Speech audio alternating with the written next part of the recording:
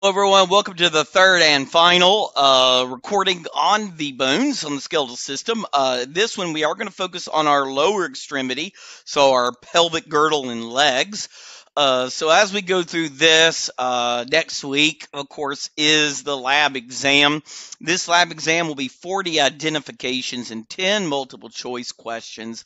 Multiple choice questions will span material and text found in my notes. A lot of those might be like, which of these structures would be associated to this bone? Which of these is associated to this or that? I will kind of give you another little idea of some things at the end, as well as some extra stuff to study. Like I said, the number of bones in the vertebral column, the number of bones of the skull, the number of bones in the axial, appendicular skeleton, those kinds of things. So as we go through this, we are seeing a diagram we've used a few times. We use it with the axial skeleton. We use it with the appendicular skeleton in every section just to kind of break down our skeleton, where we said there was the axial, which was everything in the body axis. This includes things like the skull, the thoracic cage, the vertebrae, all that. Then we see our upper extremities, our pectoral girdle and arms. And now we're going to be in the pectoral girdle, dealing with the hips and then the lower extremities, legs. So as we go through this, we're going to begin ourselves with the coxal bones, sometimes called the pelvic bones or the innominate bones or the Ossa coxa. These bones are made up of actually three different regions that we're going to see are iliac, ischial, and pubic regions. We'll take a look at those. The best way to actually see the three regions is diagrammatically, because this diagram can shade the large ilium region, the slightly smaller ischium or ischial region, and then the even smaller pubis or pubic region. Now, all of these can be very well seen on the diagrams. We're going to begin with the iliac region, kind of go bit by bit. Now, the first four structures, as I go into it, I'm going to have to do something to take the coxal bone and help you orient it. So what I'm going to do is begin that. I'm going to move over here to my camera and just turn my computer where I can see it a little bit. So let me just zoom out. Okay, that's about as far as this thing will go. So what we want to do is start with our iliac, our ilium. Now what we're looking at, this is actually looking at it from an anterior portion. Right here we would see another ilium, another coxal bone attached to another pubis attached to it, rather. And then your coxal bones, of course, will be over here. So we do have two of them. This is more looking at the anterior surface. So this means we're looking at the lateral surface. We're looking at the medial surface. This is the superior and inferior parts of this bone. Now, we're beginning with the fairly large iliac region. And when you look at it, for the students in America anyway, I always say it kind of looks like George Washington, a guy on our $1 bill and on our quarter. So it kind of looks like George Washington. We can see Washington's nose here, the back of his head. He was kind of balding. So this kind of looks like the head of George Washington here. Now, George Washington's nose is in the front and his hair is in the back. So this kind of helps us to navigate this thing. So what we're going to do is we're going to start off by looking at the four spines, the anterior superior iliac spine and the anterior inferior iliac spine. Now, what I want to remind you guys of is that in anatomy, we don't use words we don't need. So if there's an anterior, if there's more than one spine on the anterior side, we would have one on the top and one on the bottom. So there will be an anterior superior iliac spine and an anterior inferior. Now his nose, this is the anterior superior iliac spine. And then down here, you will see another sticking out portion. This is the anterior inferior. Anterior superior iliac spine is his nose. Kind of down here, his chin, so to speak, is the anterior inferior iliac spine. One is on top of the other, and they're both on the anterior aspect. Now, there are a posterior, superior, and inferior iliac spine. So let's see the posterior superior iliac spine and posterior inferior iliac spine. Now, what I want to do is show you here the posterior superior and posterior inferior iliac spines. Right here, we would find where the coxal bone would articulate with the sacrum right here. This would articulate with the sacrum's auricular surface here, where a posterior superior and posterior inferior iliac spine. So there is 1, 2, 3, 4 iliac spines, 2 on the front, 1 above and 1 below, 2 on the back, 1 above and 1 below. So that's why we have an anterior superior iliac spine, anterior inferior iliac spine, posterior superior iliac spine, and posterior inferior iliac spine. Now, what we now want to turn our attentions to is looking at our iliac crest and iliac fossa. These are easy to find. The iliac crest will be quite easy to find in the iliac fossa. Now, I always use the little visual analogy that it looks like George Washington from a quarter, and the top of George Washington's bald head, this is the iliac crest. The iliac fossa is this pit found here. Remember, a fossa is a pit in anatomy, a shallow indentation found on the medial side of the ilium. So on the lateral side of the ilium, it looks very different to the medial side of the ilium here, found on the inside surface, inner surface. Now, the iliac crest and iliac fossa are quite easy to locate. Now, the ischial region is going to be found at the back. Ischium, ischium, maybe the more appropriate way to pronounce that. You will hear me try to say the more common pronunciations for words in anatomy, kind of regional dialects, regional, as one would say, accents do affect this. And it's pretty common. I grew up in the southern parts of the United States, so my accent is a little bit different, and I try to make sure to just kind of say things in a way that is that most people might be like, okay, that's a pronunciation I'm more familiar with. So the ischial region, kind of the middle-sized region, we're going to see a greater sciatic notch, an ischial spine, ischial tuberosity, and ramus of ischium. Now, let's start with the greater sciatic notch. Will be by far the easiest structure to find. Using our location that we already know, the posterior inferior iliac spine, right here we have a notch called the greater sciatic notch. And I always like to stick my hand in here like this because this is a left coxal bone. Frequently, what I always do is if you could take the iliac fossa and then put your thumb in it, it makes it really easy to identify if it's a left or a right. Now, in my courses, I do teach left from right on all bones of the that are bilateral. It's just that I do not test them at this level. I would like if this was a more advanced human anatomy course, I would.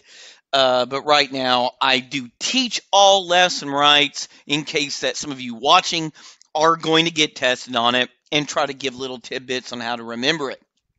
Now, the greater sciatic notch, very large, as you probably can tell, it's associated to the sciatic nerve. Now, there is, because there is a greater, there is a lesser, we just do not have to know it in this course. So we're not going to worry about it. Because remember, in anatomy, we don't use words we don't need. That is one of the most important anatomical rules I can probably give you guys right now. Now, the next one is the ischial spine. Now, when we found the greater sciatic notch, At the end, at the notch, we will find an ischial spine. The ischium is this region found around here, okay? And so the greater sciatic notch and the ischial spine. Now, the next structures we're going to find, like the ischial tuberosity and ramus of ischium, it's important that we kind of know where that ischium is. Now, the ischial tuberosity, very easy structure to find. We want to go right here at the back, and you will see, and I'm going to zoom in a little bit so that my camera can kind of do its best little job here, making it clear, is because this thing is a 4K camera, is our ischial tuberosity. A tuberosity, remember, is a raised, rough patch that we could see on a bone. Now, one of the things I always do right before I teach the ramus of ischium or ischium is I always go right here, the ischial ramus. A ramus, right where the ischial tuberosity is going to be found on this surface inside of this foramen, on the surface, on the medial view, okay? A ramus is an extension of a bone that forms an angle with that bone, okay? So what I want to do, I have went ahead and turned my, we're looking at the medial view, so that means we're going to see the ramus right here on the medial view, okay? Right here's our ischial tuberosity, the ramus of ischium right here, okay? And please note that on the diagram there, you're seeing it as we're moving towards the ischial tuberosity and prior to finding our pubic symphysis. It's right there underneath this structure, okay?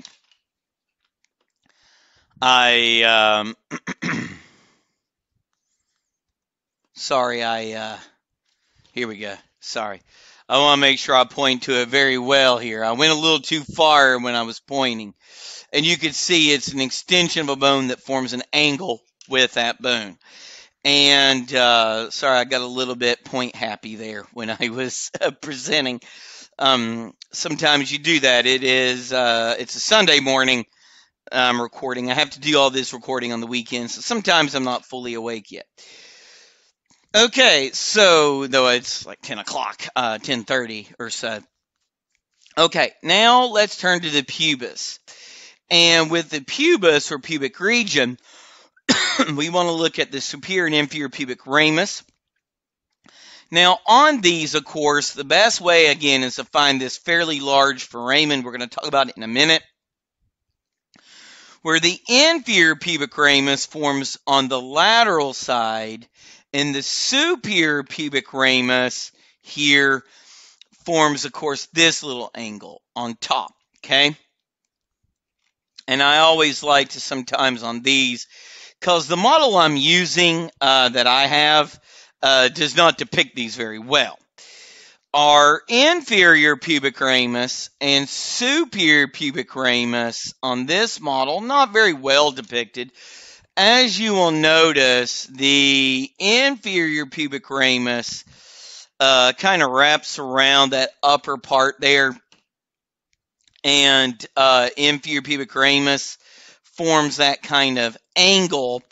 And I do want to show that when you look at the lateral aspect, okay, we could see the nice little angle here that it forms, the inferior and superior pubic rami.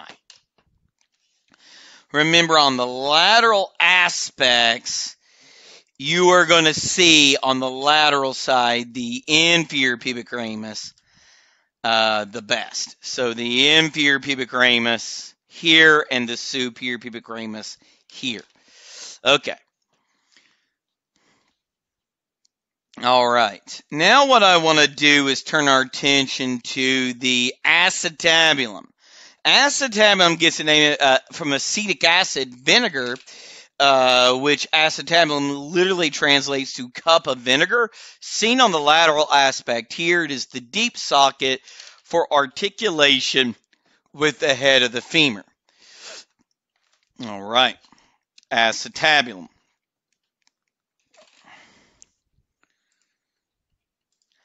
Then we want to turn our attention to the obturator foramen. Now, the obturator foramen is this very large foramen located in the coxal bone, seen here laterally, seen here from its medial aspect. Now, if this is a left one, what I oftentimes like to do is if you hold, put your left thumb on the medial side and caress it like this, putting your ear into the iliac fossa and then holding it up the side of your head, you can use it as a telephone and call the obturator. So, hello, obturator. So when you call it, just remember, hello, obturator. Always a joke I've been making for years since I've been teaching. A student actually drew a caricature of me doing that. So have it in my office. I need to frame it right now. So the sacroiliac joint, I cannot show you fully articulated here because what I have to do during COVID is, it is kind of weird. I have to go in, request the models. I go in and pick them up, and then I clean them and take them back to campus and drop them off. Well, I'm only allowed to take certain models. These that I can actually put in a bag. Our sacroiliac joint model, which you can see this is where the sacroiliac joint would be located. Well, what I do with the sacroiliac joint here is just again to show this diagram that it is the joint formed when the ilium and the sacrum come together. When the auricular surfaces articulate with this section here of the coxal bone of the ilium, sacroiliac joint will be formed. I could have probably just kept the sacrum, but I'd already made an agreement about how I'm going to do these, and it's just easiest to do it this way. So I'm bringing the models I'm going to test on basically here to video, because that was kind of deemed as most important. So it's really from an examination point of view, not from a teaching point of view, kind of critical that we're allowed to do here. So, all right, now let's turn our attentions to the femur. Now, the femur will be incredibly difficult to get under the document camera here, which it almost always is. This one here, probably the easiest, and I think I got it as far out as I can. It's actually a little bit more wide view than the one in the classroom is. So we're going to see the head, the fovea capitis, the neck, the greater trochanter, lesser trochanter, intertrochanteric line, linea aspera, lateral and medial condyles, intercondylar fossa, and lateral and medial epicondyles. Now, what we're going to do is, like we always do, is I will list these out, then we'll come back and go find the head. So here we have a right femur. How do we know it's a right femur? We're looking at its anterior part. The anterior end is very unique to the posterior surface. This is its proximal end and distal end. We have the medial side here, and this would be the lateral side over here, or lateral surfaces, medial and lateral surfaces. So given that, this is the anterior, so this is a right femur. Again, I'm not going to test on that, but we're going to begin, and I'm going to go and zoom in now here. Sorry, I always forget which end has that. And let's turn it like this, because I like to do that. So, of course, this is the medial side, and this is the head of the femur. Noticing that the head of the femur here.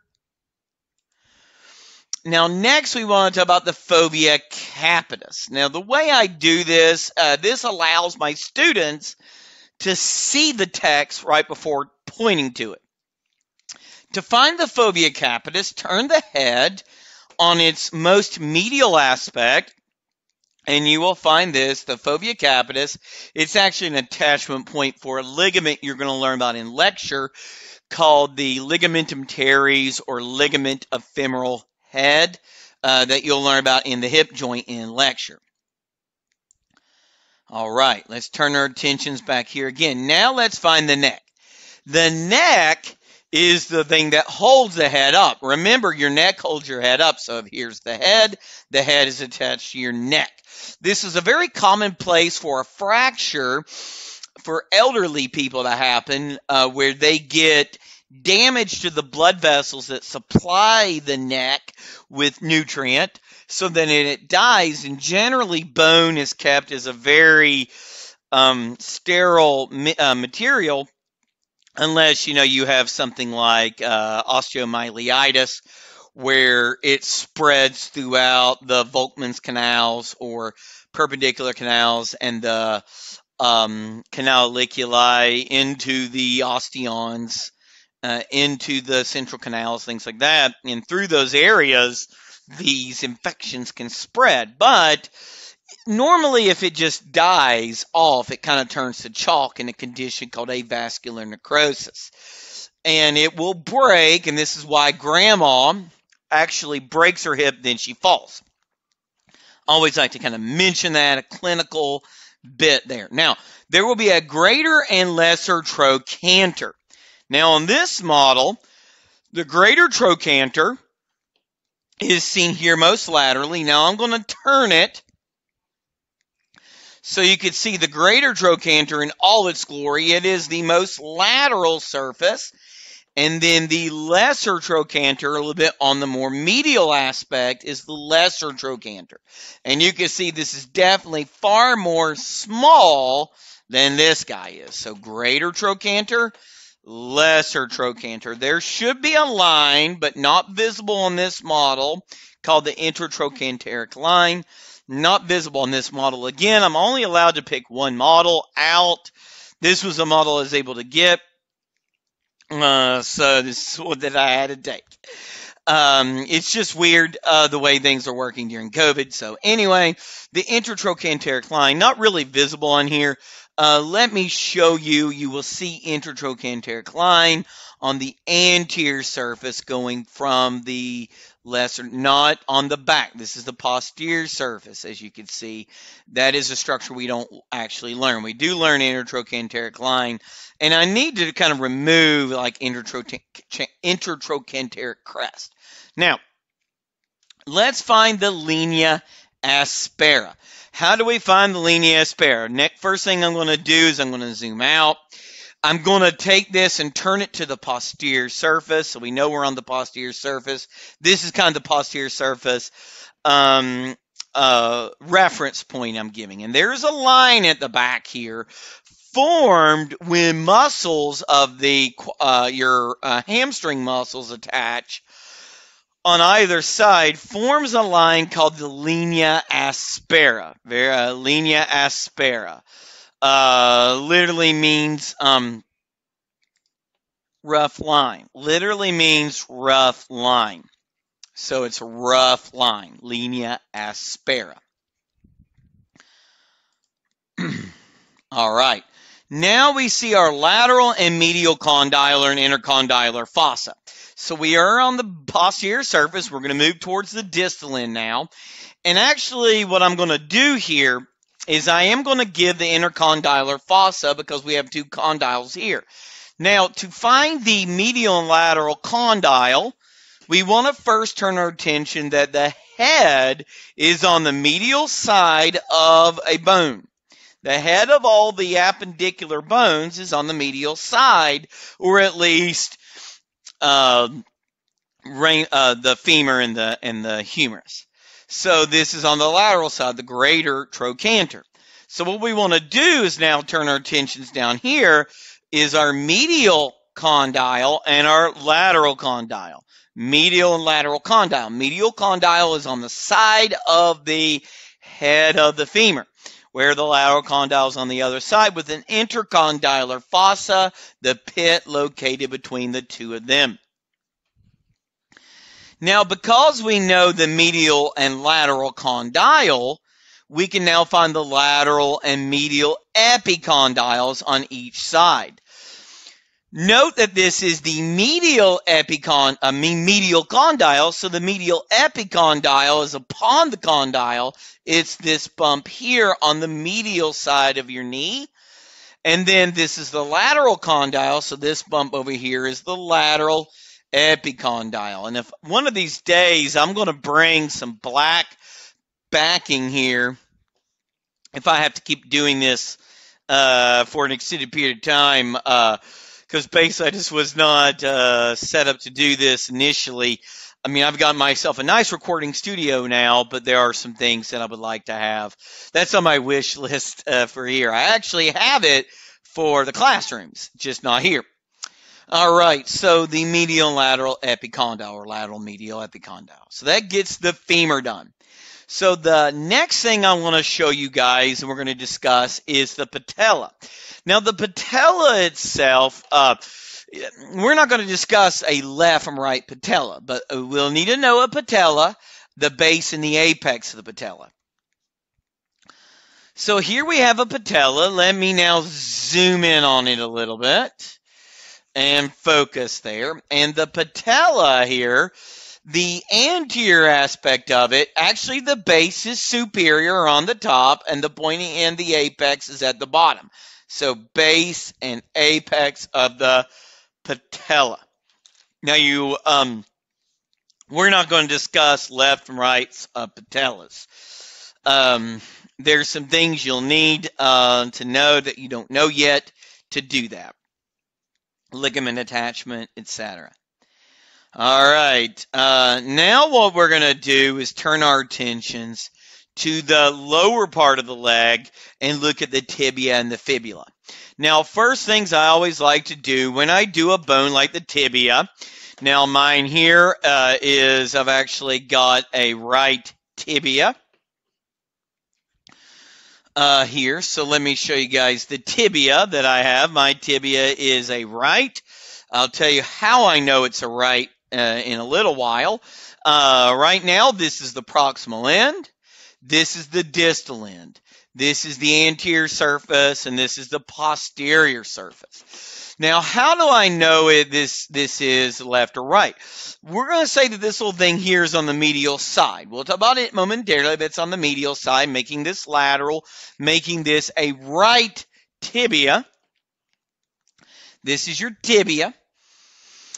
Now, so proximal, distal, medial, lateral, anterior, posterior, you can tell left from right once you have those four ways of trying to get yourselves oriented.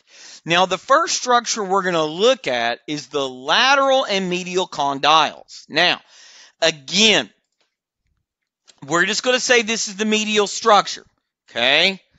Now, hold on to this, and I'll talk about it, but if this is the medial structure, right here is our medial condyle. That's our medial condyle. I'm going to zoom out just a little bit and medial condyle. If this is the medial condyle, this one is the lateral condyle. Okay? Medial and lateral condyle. Medial and lateral condyle. Now what we want to do, let's go ahead and refocus that camera. And then there's an intercondylar eminence. Now, what I'm going to do, if we have our medial and our lateral condyle, the bump between this is intercondylar eminence. Let's zoom in a little bit and find the intercondylar eminence. Sometimes if I put my hand behind it, it will help you see that. Now, one of the nice things is this is a higher quality camera than what's in our classroom. But the drawback is, well, our classroom is actually backlit, which is sometimes nice for a lot of teaching things here. Now, let's talk about the tibial tuberosity. Tibial tuberosity here is found on the anterior part of the knee here. So that's the tibial tuberosity. Let me just zoom in a little bit. That's our tibial tuberosity found here on the anterior aspect. This bump associated to, so the patella would be kind of up here, and there will be a ligament coming down, the patellar ligament. All right. Now, the anterior margin or crest is what you find on the shin. Let me zoom out and you will see a very sharp delineation here. The anterior margin, very sharp delineation running the length of this bone here. That's where your shin is the anterior margin. Now, the last structure we see on our list is the medial malleolus or malleolus. The medial malleolus is right here. That was the thing I gave as our medial structures, the medial malleolus. This forms the inner part of your ankle. So if you go down to your ankle on the inside, on the side of the big toe, that is your medial malleolus you're mostly feeling there. Now, the next bone we're going to turn our attention to is our fibula. It is the smallest bone of the lower extremity, so it's small. It's the little bone. So remember, if you fib, you lie. If you fib, you lie. A fib is a little white lie, so if you fib, you lie. This is actually its proximal end and its distal end. This is the lateral surface, anterior, posterior, and medial surface at the back. This one too here is a right. Now what we're going to see, guys, is there's really only two things besides fibula that we need to know. And that is going to be the head and the lateral malleolus or malleolus. The head is the proximal end, and the distal end is the lateral malleolus or malleolus, which combine here. Sorry, this is a left. I correct myself. I stand corrected. This is a left fibula. This is a left. And I do apologize from where I was looking, and I realized that, this is a left. I apologize. Once I try to put it together on the right, I'm like, nope, that's not it. That's a left. And I apologize and I caught myself, and it's good that I caught myself there. So when you're trying to be a few slides ahead in your brain, it's easy to do that. Okay, now, I did add this. If you guys are taking my class this semester, you will not see this these mnemonics on there, tall California enabled medical interns like cuties. I did add that to a new PowerPoint. This is basically your PowerPoint updated. And I figured what I'd do is go ahead and put it in there, so now that you can see it, if you're taking notes, you can actually pause and write it down. So what I'm doing here is let's go, there will be tarsal bones, metatarsals, and phalanges. Now, there are less tarsal bones than in the hand, because in the foot, with all the stress, you will see there's 1, 2, 3, 4, 5, 6, 7, and not 8. That there tends to be, when there's areas under more stress, there tends to be fusion of bones, like with the sacrum, the coxal bones, and the feet. You will see that things tend to fuse. So let's see that, like us fetuses usually have, because they'll have 2 frontal bones instead of the one that fuses together. So as we go look at this, tarsal bones, tall California naval medical interns like cuties, talus, calcaneus, navicular, medial, intermediate, lateral, cuneiforms, and then the cuboid.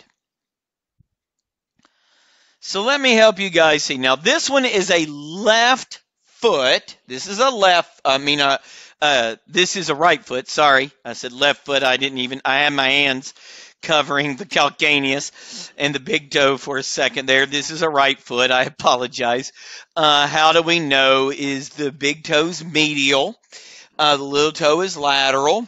The calcaneus or heel, posterior, toes pointing forward. So this is a right foot. This right foot here. So tall California naval medical interns like cuties. Let's zoom in on that. And just right there is perfect. Tall is the talus. The talus here, tall, Californian, that's the calcaneus. Naval, that is navicular. Tall Californian navel. Now, medical interns like. Note that the big toe is medial.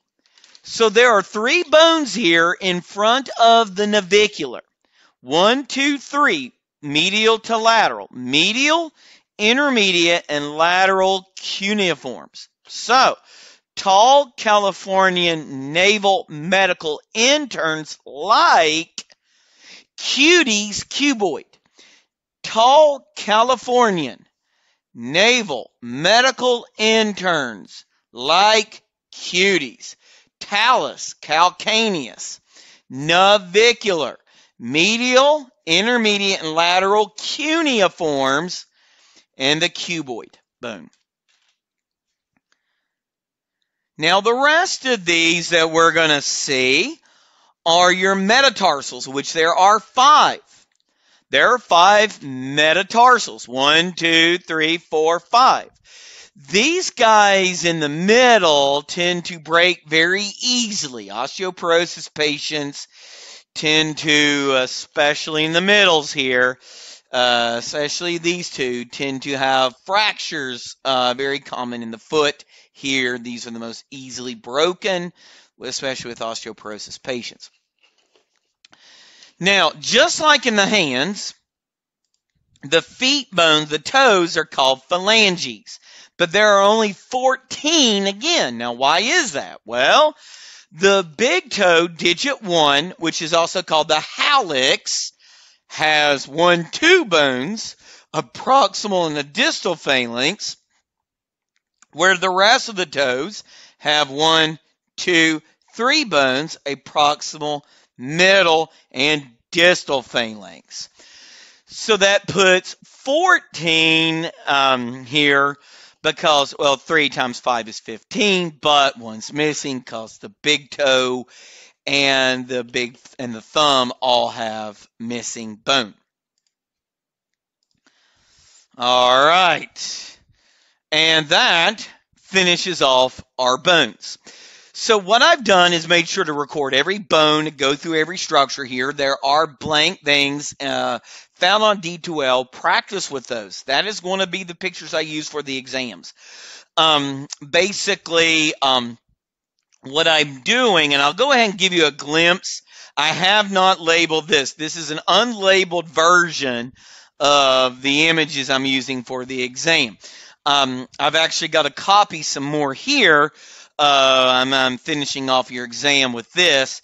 These are the images that I'm going to be using to do the test from, and I'll be pointing to things and asking questions in the text just like I did before. So I'm going to have those out there.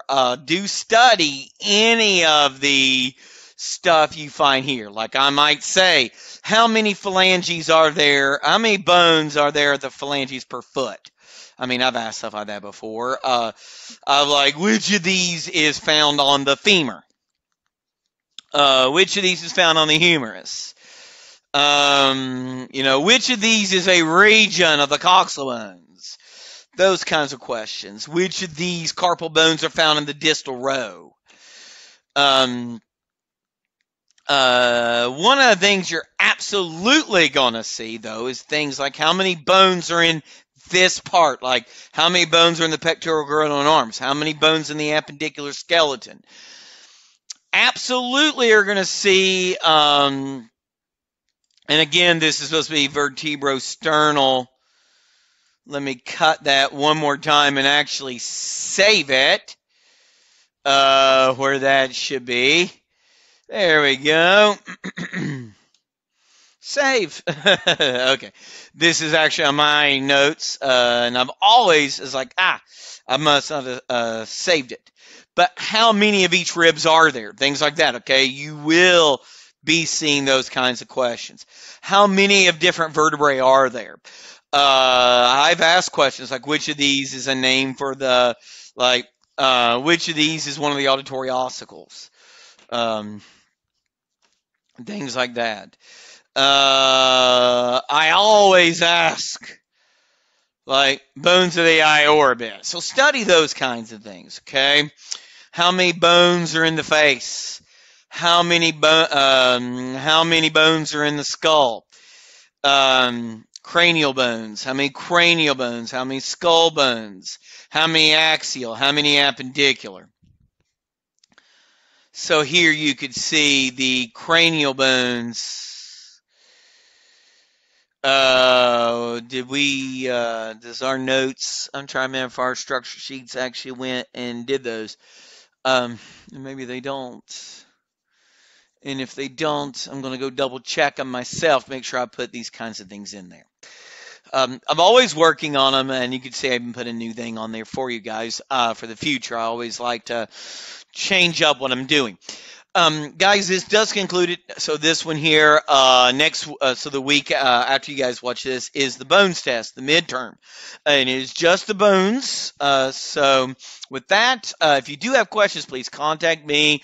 I know there's an on-site study group. I'm doing a weekly study group through UJA from 9 to 11. Through Zoom from 9 to 11. Just follow the same link you used to get to my office hours from Friday, 9 to 11. If you want to join us for studying for that, for the bones test, this Friday, we'll focus purely on the bones on Friday study group. For some of you, I'll basically either me or the tutor can join on that. I don't know which one yet. I'll see if she wants to work on bones or she wants to work on lecture. But it will be me and my tutor, Christine, working on that study group. Guys, thank you so much. If you have any questions, please don't hesitate to contact me. I'm here if you need me. Have a great day. Enjoy your week. Good luck on the exam. I know most of you guys many of you, I can see how hard you're working. You guys did exceptionally well as a group online for the tissues exam, 83 average. I'm proud of you, the ones who took it this fall. If you're watching it, like say I'm doing another one in the spring or something, who knows? But guys, thank you. And I look forward to seeing how well you guys do on the bones test. Thank you.